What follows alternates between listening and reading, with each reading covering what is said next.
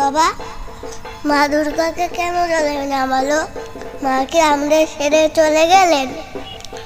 না সোনা, মা কখনো আমাদের ছেড়ে যায় না।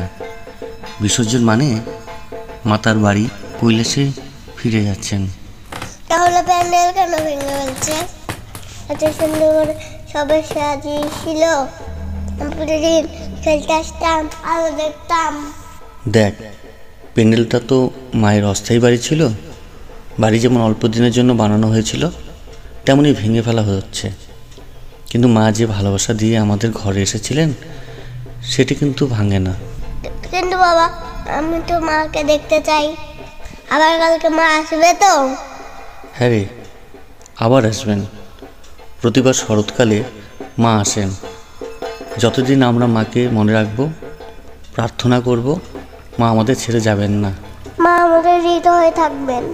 ঠিক তাই। বাবা, আমি প্রতিদিন প্রার্থনা করব, মা যেন কখনো দূরে না যান।